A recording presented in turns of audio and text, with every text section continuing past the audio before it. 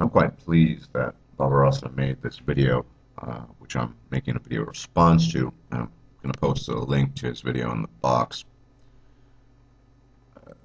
for a number of reasons. One, it's become glaringly apparent to me as well that a vast, well, seemingly vast number of MRAs and men, but also women who purport to be for men's rights, really can only look at the issue of men's rights from the viewpoint of the so-called relationship. And to be fair, the male-female dynamic or the male-female relationship is a fair starting point to understanding all of these issues. However, at some point in time, once we've understood that dynamic and grasped the dynamic properly, we need to move past that. There, as Barbarossa stated, there does indeed seem to be a great deal of commentary on the idea of men's rights within the sphere of the so-called relationship. That men's rights is exclusively about fatherhood, or men's rights is exclusively about the family. And what we see missing here is the distinct mention of men themselves. This is a problem, at least a problem I see. We cannot understand men's rights exclusively within the context of the female-male relationship. It is a starting point. It is perhaps the starting point, because much of male identity is constructed around that dynamic. But it's very important that we move past that with time. Now, a while back, Barbarossa made a fantastic video. It was one of the videos that really set me off to make my own. And wherein he talks about the concept of male weakness as being independent of the female. Whereas most people, for reasons of evolution, social development, regard weakness in itself as a female trait. So we have an entire set of behavioral patterns and expressions of behavior that are really limited to one sphere of humanity and not the other.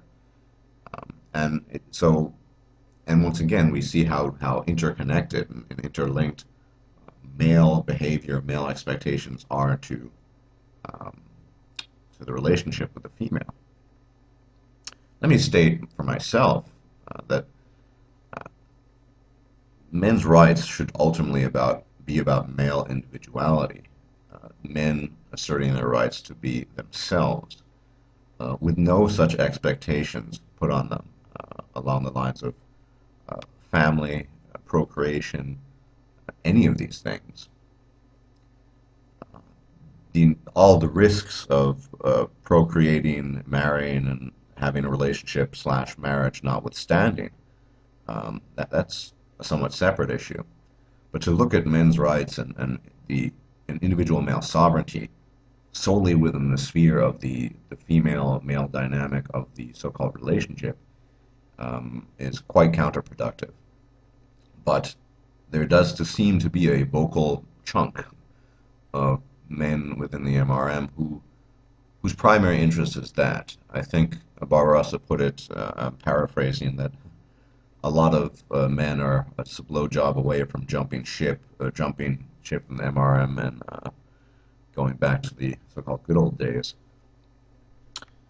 But the point I want to just highlight here is that it really is very revealing that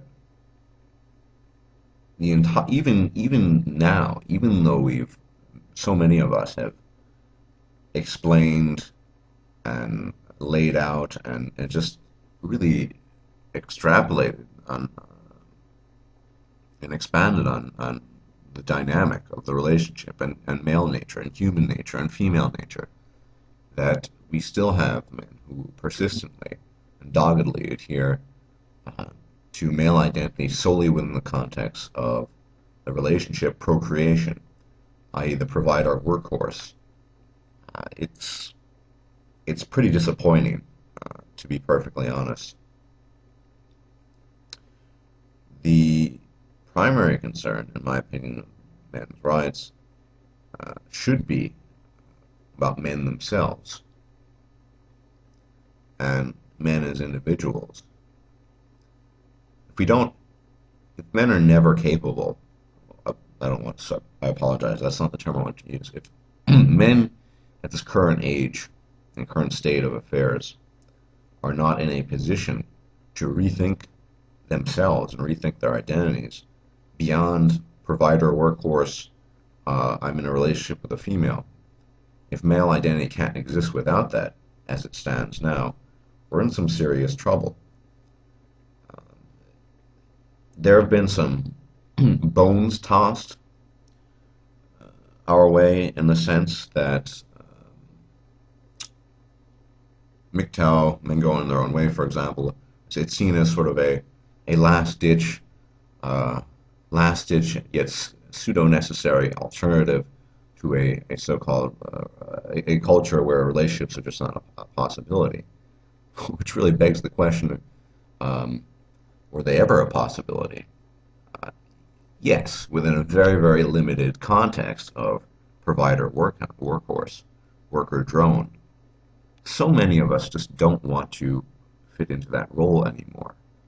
So many of us don't want that anymore. I certainly don't. I value my freedom, my personal freedom, and all the shaming language in the world won't change my opinion about that. But to only look at men within the sphere of the so-called relationship, it's quite dangerous. And one other thing amongst these bones tossed at us, well, I'll get to the accusations in a second. I think Barbarossa came up with the appropriate acronym, same as same as the feminists, CEDIF, or however you want to pronounce it. But let me just say off the bat right here that one criticism of Mgtow is very interesting is that it's not a plan for the human race. It's not a plan for well, essentially procreation. I think I don't want to speak for Barbarossa, but I know for myself, and I'm inclined to think you'd agree that a lot of the stuff we talk about is futuristic in nature. That it's simply they're simply interesting predictions that likely can be mapped onto to certain events at the current moment in time. However, ultimately, MGTOW is about the now. It's about right now. It's about the present. We're not concerned.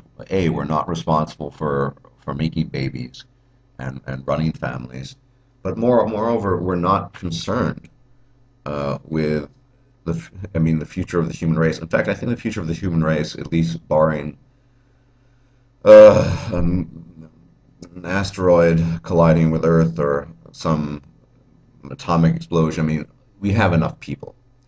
So this and the number of men going their own way is so infinitesimally small that to voice that as an actual concern or criticism of MGTOW is ludicrous. It's preposterous.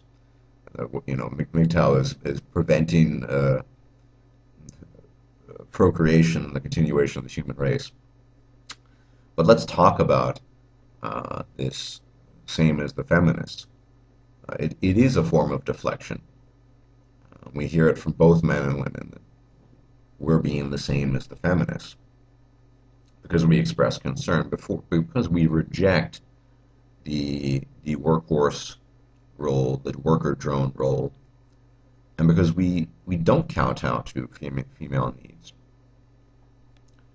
Um, as we said, I think we've both stated that ultimately we want women to develop themselves and to improve themselves intellectually and otherwise.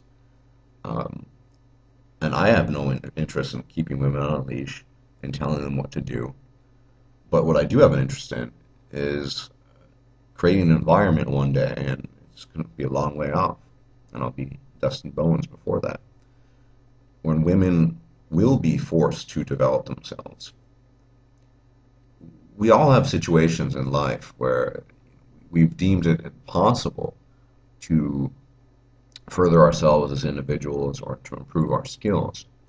I mean, this is anecdotal and it sounds a bit silly, but when I was studying translation technology, I had to work a lot with web design stuff and all of this stuff I wasn't familiar with, and it was really overwhelming because we, in part because we had shit teachers. So I basically had to teach most of the stuff to myself. But learning by doing, and eventually I got the hang of it. Although these days I forgot most of it. But the point is that when faced with a difficult situation, no matter how small or great it might be, people have the capacity to learn, to overcome, and to improve themselves. You just have to want it, or alternatively, be forced into it. By letting women have true independence, we can create an environment where they will be forced into it.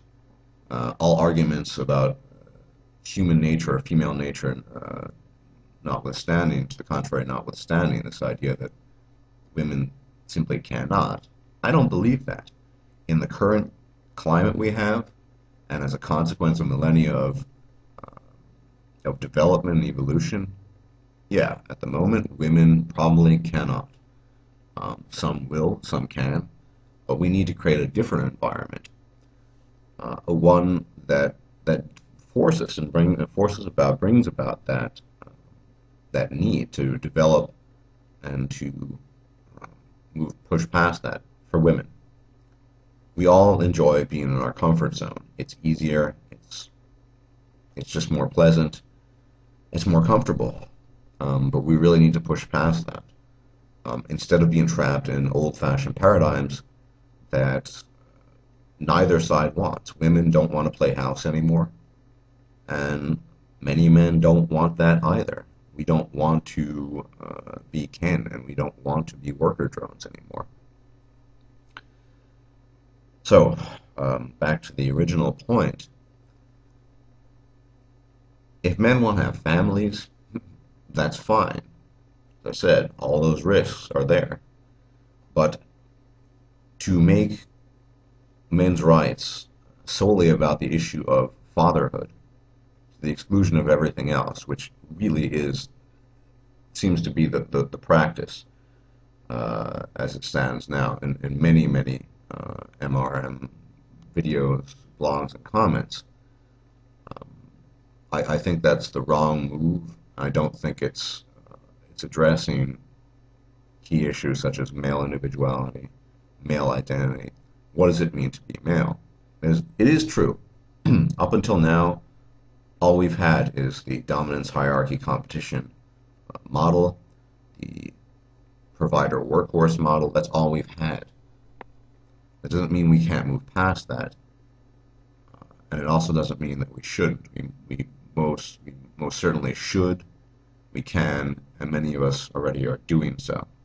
Thanks for watching.